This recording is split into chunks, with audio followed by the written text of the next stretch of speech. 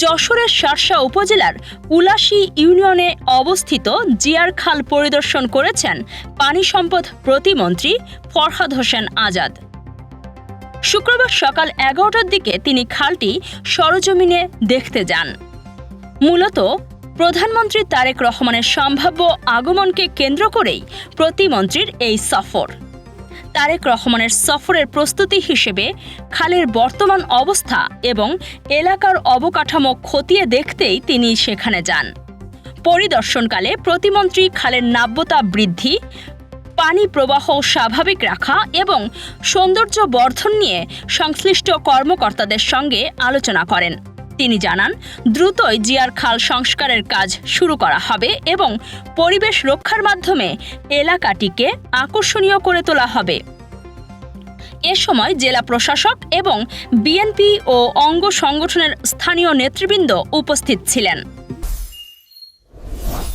যশোরের বাঘারপাড়ায় সরকারি নীতিমালা অমান্য এবং অবৈধভাবে মাটি কাটার দায়ে ভ্রাম্যমাণ আদালতের পৃথক অভিযানে জরিমানা করা হয়েছে ৬০,০০০ টাকা।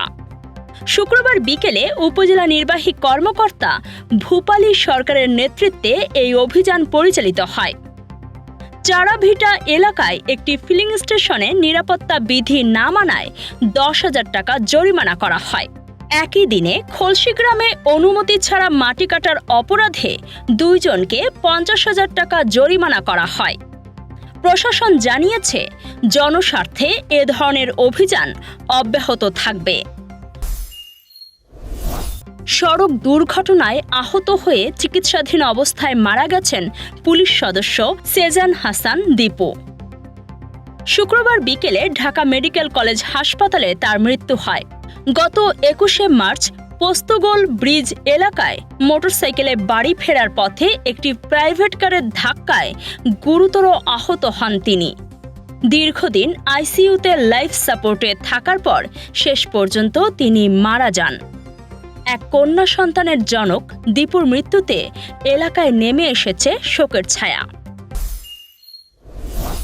অস্ট্রেলিয়া পাঠানোর প্রলোভনে যশোরের এক কলেজ ছাত্রকে নেপালে নিয়ে জিম্মি করার অভিযোগ উঠেছে। বাঘারপাড়ার সাকিব হোসেন নামে ওই তরুণ গত ১২ই মার্চ নিখোঁজ। পরিবার জানায়, প্রায় ১৫ লাখ টাকা দিয়ে দালালের মাধ্যমে তাকে বিদেশ পাঠানোর চেষ্টা করা হয়, কিন্তু কাঠমান্ডুতে নিয়ে গিয়ে তার পাসপোর্ট ছিনিয়ে রেখে মুক্তিপণ দাবি করা হয়। টাকা দিয়েও ছেলেকে ফিরে না পেয়ে এখন চরম দুশ্চিন্তায় পরিবারটি। এ ঘটনায় মামলা হয়েছে, তবে অভিযুক্তরা এখনও পলাতক। যশোরের শার্শায় প্রতারণার মাধ্যমে ভ্যান চুরির ঘটনা আবারও ঘটেছে। এবার শিকার হয়েছে ৬ষ্ঠ শ্রেণীর ছাত্র শাওন হোসেন। শুক্রবার সকালে এক ব্যক্তি ভাড়া নেওয়ার কথা বলে তার ভ্যান নিয়ে যায় এবং পরে কৌশলে সেটি চুরি করে পালিয়ে যায়। এনজিও থেকে চড়া সুদে ঋণ নিয়ে কেনা এই ভ্যানই ছিল পরিবারের একমাত্র উপার্জনের মাধ্যম। স্থানীয়রা অভিযোগ করছে, এলাকায় এমন ঘটনা বারবার ঘটলেও কার্যকর ব্যবস্থা নেই।